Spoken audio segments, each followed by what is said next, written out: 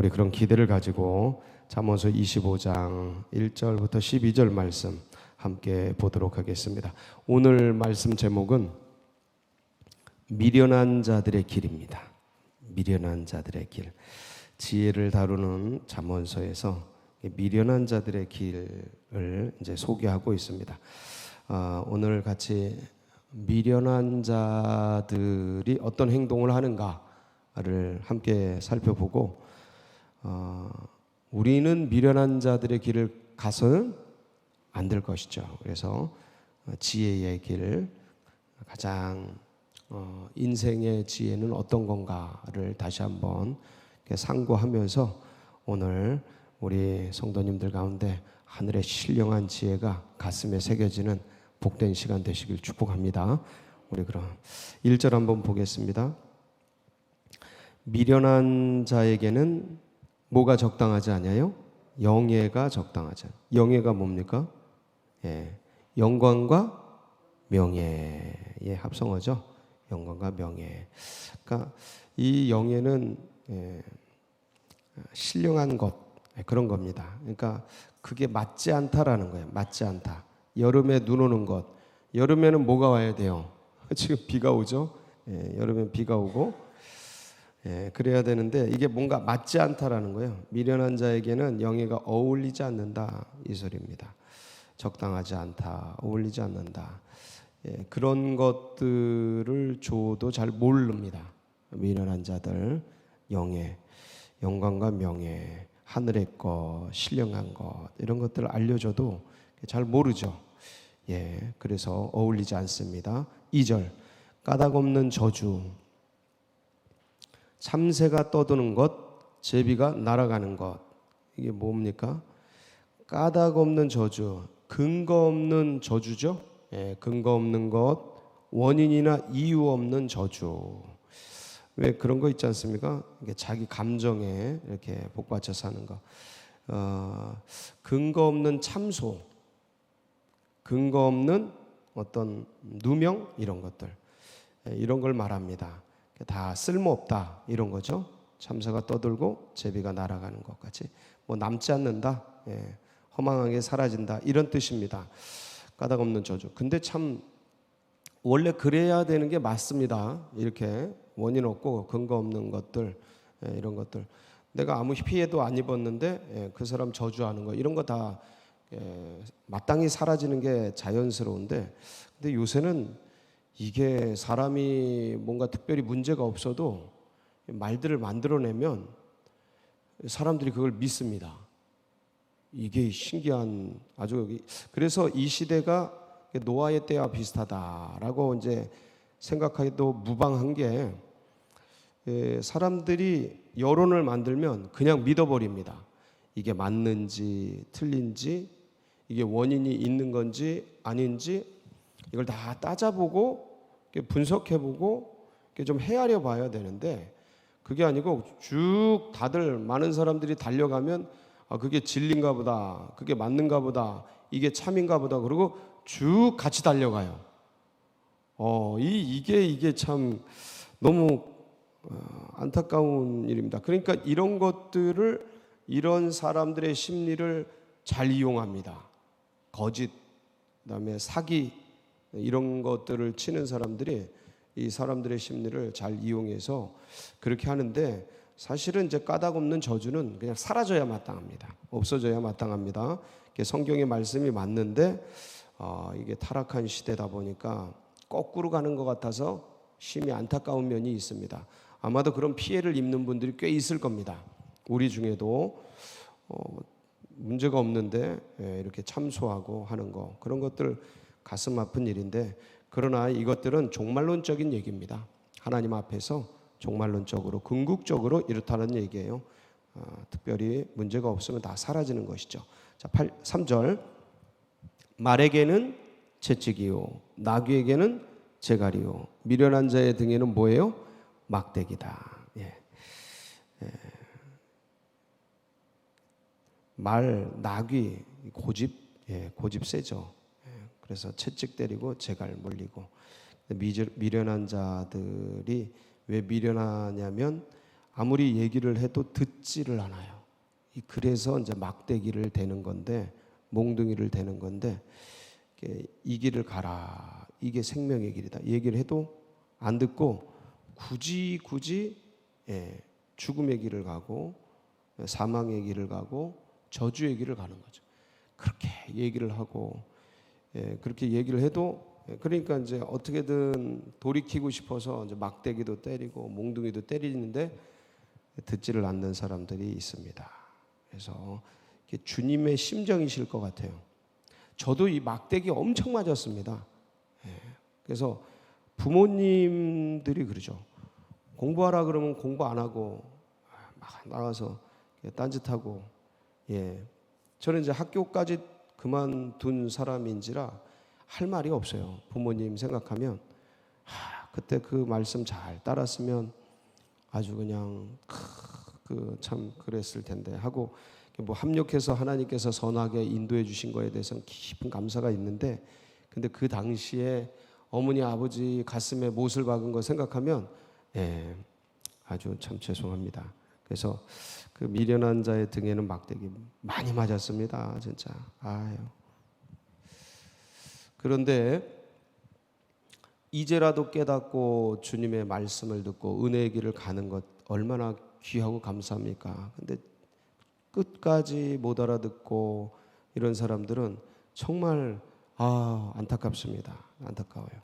그래서 4절, 미련한 자의 어리석은 것을 따라 대답하지 말라. 두렵건대 너도 그와 같을까 하노라. 같은 취급받을까 봐 이제 이런 소리인데,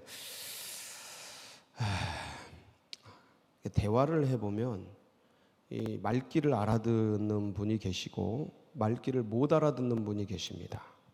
애들하고 얘기를 해도 아예 그 상대방의 얘기를 안 들으려고 이렇게 하는 아이들도 있습니다.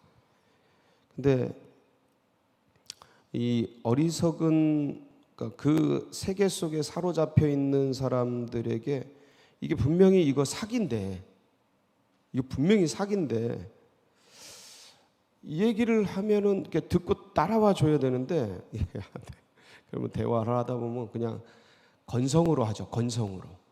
심중에 있는 깊은 대화를 하는 게 아니고, 진솔한 대화를 하는 게 아니고 그냥 건성으로 하거나 아니면 이렇게 발을 빼거나 이래 버립니다. 대답을 안 하거나 이래요.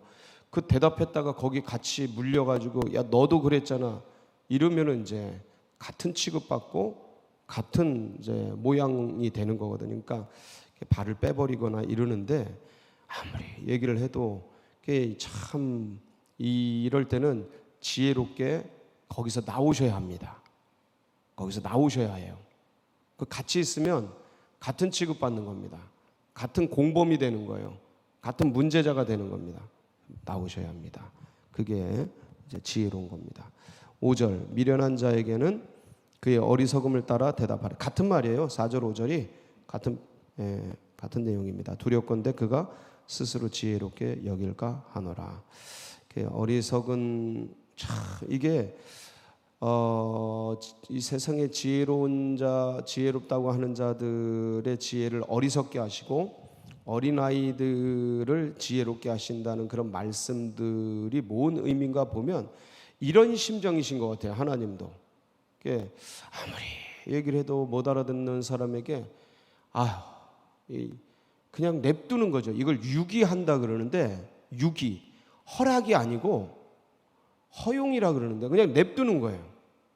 유기라 그러는데, 하나님의 마음이, 그러니까 이 애들을 보면 막 땡깡 부리고 이러잖아요. 막 죽을 듯이 그러잖아요. 그럴 때는 그거 애들이 너무 하면 이게 위험해지거든요. 그러니까 애들이 그렇게까지 하는 거는 그냥 냅둘 수밖에 없는 그런 지경이 있어요. 그러니까 그런 상황인데, 그거 더 때리고 막 더 안 해주고 그러면 애들이 잘못하면 경기하고 진짜 문제 일어나고 이렇습니다. 그러니까 그 수위가 있는데, 그걸 보면서 부모님들도 어느 때는 매를 때리고 어느 때는 타이르고 어느 때는 이렇게 부드럽게 잘하고 하지만 그 단계 가면 그냥 냅두는 경우가 있습니다. 그것까지 막 어떻게 하려고 그러면 그 애가 잘못됩니다. 잘못돼요. 그러니까 그걸 아니까 부모도 그냥 냅두는데 하나님의 심정이시죠. 하나님의 심정이에요. 그냥 유기하는 거예요. 이게 버린다라는 의미가 아니고 그때는 냅둬야 될 때라 이제 유기하는 건데 인간이 그렇습니다. 가슴 아프지만 6절 미련한 자 편에 기별하는 것은 자기의 발을 베어 버린가 해를 받은가 같으니라. 야, 이거 진짜 대단한 표현인데 미련한 자 편에 기별, 소식을 전하거나 어떤 일을 맡기는 걸 말합니다. 그러면 그게 스스로 자학하는 거랑 똑같다라는 거예요. 그러니까 하지 말아라 이 소리죠. 이거는 강력한 메시지인데 미련한 자. 저는 자의 다리는 힘 없이 달렸나니 저는 자의 다리가 힘을 못 쓰는 거죠. 다리에 힘을 못 쓰는 겁니다. 미련한 자의 입의 잠언도 그러하니라. 아무런 힘 없는 거다. 미련한 자가 좋은 얘기를 막 하고 막 의로운 얘기를 막 하고 그러는데 그 아무 영양가 없는 거다 이런 소리입니다. 그러니까 미련하지 말아라. 미련한 자에게 영예를 주는 것 1절하고 같은 거죠. 1절하고 같은 겁니다. 돌을 물매에 매는 거.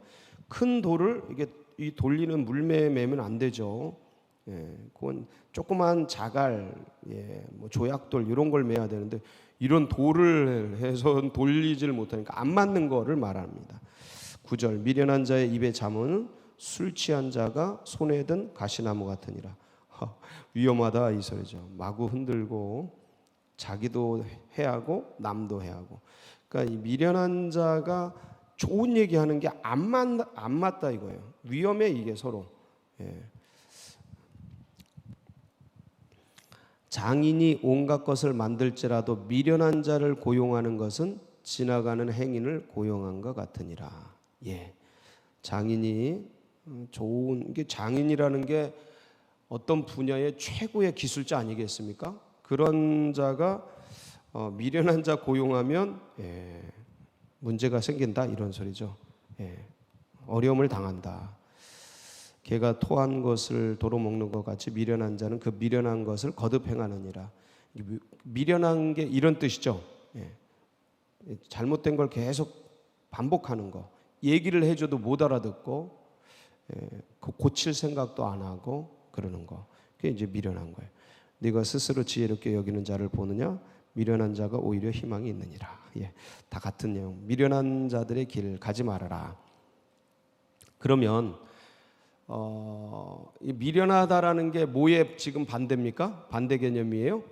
지혜의 반대 개념. 지혜로운 자, 지혜자의 반대 개념이에요. 그러면 지혜라는 게 어떤 거냐면 하나님을 경외하는 자입니다. 그러면 미련한 거는 하나님을 경홀히 여기는 거예요.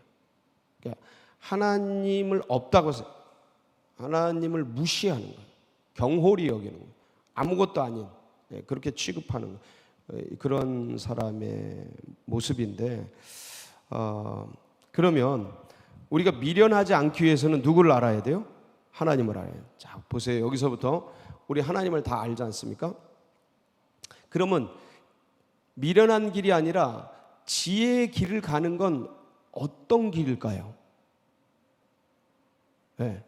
하나님을 믿는 길인데 하나님을 믿는다라는 개념이 압축하면 어떤 의미겠어요? 하나님을 믿는다라는 개념 압축해서 무슨 뜻이냐면 주인의 뜻을 안다라는 거예요. 보세요. 어릴 때 가정의 주인은 누굽니까? 비유적으로 얘기하는 거예요. 인격 대 인격으로는 아기나 어른이나 동등하지만 그 비유적으로 이 가정의 전체 책임자 이런 의미로 얘기하는 겁니다. 가정의 주인은 누구예요? 부모죠. 그러면 이 주인의 뜻을 어떻게 해야 돼요? 그 밑에 있는 아이들은 주인의 뜻을 잘 따라야죠. 그게 이제 훈련이에요. 훈련. 집, 그 다음에 이제 학교 가면 선생님, 원리적으로 얘기하는 겁니다. 지금은 다 무너졌어요. 이 시대는 이런 어떤 의미들이. 근데 우리는 공감할 수 있는 언어들이잖아요. 학교 가면 선생님, 회사 가면 사장, 그렇죠? 이게 이제 한 인생이 걷는 거 아닙니까? 가정, 학교, 사회. 그러면 인생의 주인은 그거예요. 그거 잘 보세요. 어릴 때 주인의 뜻을, 부모의 뜻을 아는 것, 그리고 자라면서 선생님의 뜻, 스승님의 뜻을 아는 것, 사회 속에서 사장님의 뜻을 아는 것, 이거를 잘 알아서 그 길을 걸어갈 때 이게 지혜예요. 근데 가정에서 자기 마음대로 해. 이게 뭐예요? 미련한 거예요. 이게 학교 가서 선생님이 계시고 스승님이 있는데 그분의 뜻을 잘 따라야 되는데 안 따라. 이게 이제 미련한 거죠. 자기 뜻대로 해. 회사 가서 사장님의 길이 있고 사장님의 방향이 있는데 그거를 따라가고 그거를 모른 채, 그걸 따라가지 않고 그걸 모른 채 자기 뜻대로 자기 마음대로 해. 이게 이제 어리석은 겁니다. 그 인생의 주인이 누구라 그랬죠? 하나님인데 하나님의 뜻이 어디에 있어요? 이제 하나님의 뜻, 인생의 주인, 이게 궁극적으로 그분의 뜻을 모르고 자기 마음대로 사는 게 미련한 길이지 않습니까? 그죠? 그러면 그 주인의 뜻, 내 인생의 주인이신 하나님의 뜻이 어디에 다 나와 있어요? 명확하게 나와 있어요. 아주 그냥 정확하게. 이거는 부인도 못해. 부인도 못해요. 이거는 아주 그냥 정확하게 기록이 돼 있어가지고 모든 사람이 알도록. 그래서 그 뜻을 성경을 통해 자연 속에, 자연을 자세히 보면 이 어마무시한 이 세계를 하나님이 만드셨구나. 이걸 그냥 알게 돼 있어요. 알게 돼 있어요. 자연적으로. 근데 그거를 미련한 사람들은 다 우상에게 바꾸죠. 우상에게 바꿔. 돌, 막 이런 것들 알려줬는데, 이 자연 하나님이 만드셨다. 이거 다 알려줬는데, 그 다음에 양심, 인간에게는 영혼을 사모하는 마음을 넣어놨어요. 양심을 넣어놨어요. 그래서 이 세상 것으로는 채워지질 않아요. 그러니까 이 세상 것 다 가져도 허전하고 허무하고 인생이 그런 게 있습니다. 그게 이제 하나님이 부르시는 소리예요. 그게. 근데 그거를 따라 그걸 넣어놓으셨어요. 그러니까 인간 안에 태생적으로 그런 걸 두셨죠. 자연 속에 계시해 두셨죠. 성경으로 말씀하셨죠. 거기다가 이제 이 하나님 자신이 인간의 모습을 하고 이 땅에 오셔서 내가 곧 길이요 진리요 생명이니 나를 따라와라 하고 전부 죽음의 길, 어리석은 길, 영원한 멸망의 길을 가니까 그분들을 끄집고 이 탈출구를 열어주셨단 말이에요. 날 따라와라 하고 길을 만들어 주셨어요.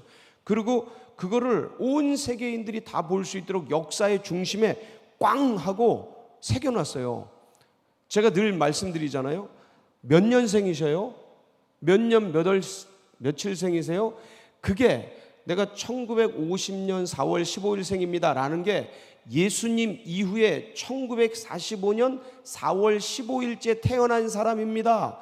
나는 예수님 이후에 이때 난 사람입니다 라는 자기 존재의 근거를 예수님에게 둔다라는 거예요. 모든 인생들이 그렇게 할 수밖에 없도록 예수님이 역사의 중심에 딱 오셔서 그 기반 위에 다 세워놨단 말이에요. 그러니까 이거를 인식이 있는 사람은 하고 이제 받아들이는데, 미련한 사람들은 이거를, 근데 아무리 부인하고 아무리 인정 안 하고 아무리 거부해도 이건 사실이에요.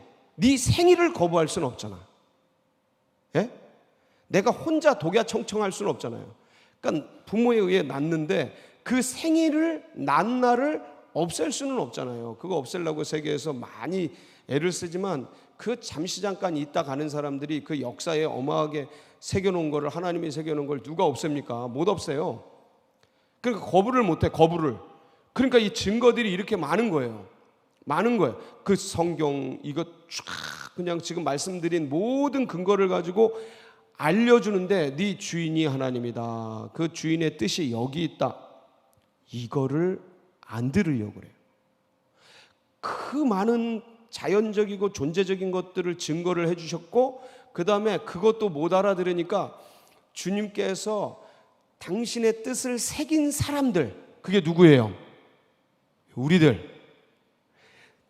주님께서 주님의 뜻을 가슴속에 새긴 사람들, 믿음의 백성들을 통해 알려주고 전해주고 복음을 나누고 하는데 이거를 그렇게 알리려고 전하고 나누고 하는데 또 거부하는 사람이 있어요, 없어요?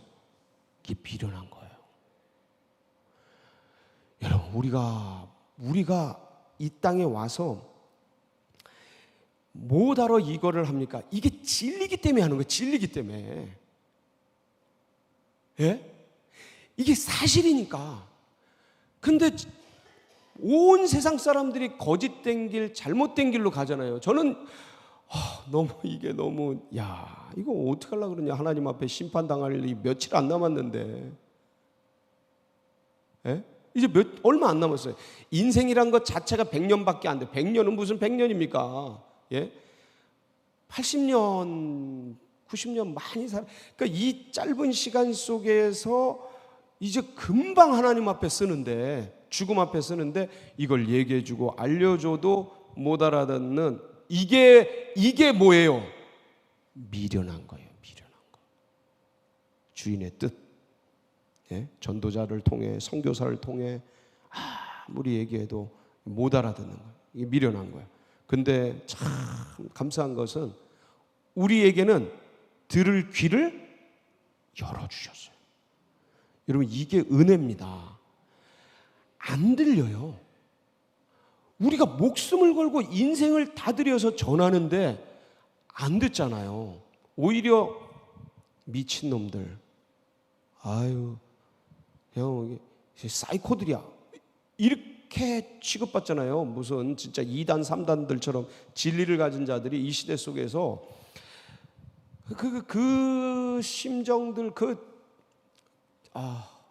미련한 그 영혼들 가슴 아파요. 아유, 참 너무 안타깝고. 그래서 이제 조만간 하나님 앞에 서게 됩니다. 누구나 예외 없이. 여러분, 죽음을 안 경험하고 하나님 앞에 쓸 수도 있어요. 근데 하나님 앞에 서는 거를 그거 거부할 수 있는 존재는 없습니다. 주님 오시면 죽음 경험하지 않고 가잖아요, 하나님 앞에. 그럴 수는 있어도 죽음을 경험하지 않고 하나님 앞에 설 수는 있을지언정 죽음은 예외 없이 찾아옵니다. 누구에게나. 그런데 하나님 앞에 서는 거는 누구도 거부할 수 없어요. 그러면 그때 어쩌려고. 그래서 여러분, 우리가 조금 이 시대 속에서 상황이 약간 좋지 않아요. 시대적 상황이. 그래도 이것도 지나갑니다. 그래서 이 복음을 전하고 예수 그리스도를 나누고 이 생명의 길을 나누는 거는 때를 얻든지 못 얻든지 하여간 내 인생이 주님께 구원받고 주님을 가장 기쁘시게, 주님을 춤추게 할 수 있는 거, 그거는 생명을 전하는 거예요. 복음을 전하는 거예요. 국내 지역 영혼들에게 남편, 아이들, 부모님들, 친구들, 동료들, 이들에게 주님 지혜를 주세요 해서 그들에게 이 복음을 전하고 생명을 전하는 거. 해외에 하여간 할 수 있는 대로 나에게 힘과 재산과 에너지를 주는 대로 나누고 전하는 거예요. 이 지혜의 길.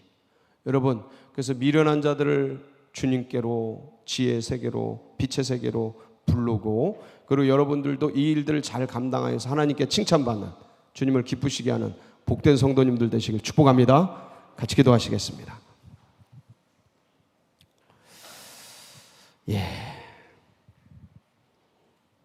감사해요. 진짜 감사해요. 이런 얘기 할 때면 너무 감사해요. 왜냐하면 어떻게 이걸 알았지 우리가? 예, 이게 제일 감사해요. 어떻게 이걸 알아듣게 해주셨지? 어떻게 이 비밀을 알게 했지? 왜냐하면 이 수많은 사람들이 아무리 전에도 모르는 걸 듣고 알았으니 너무 감사하고 너무 기쁘고, 하여간 우리도 알아들었으니 그분들도 알아들을 줄 믿습니다.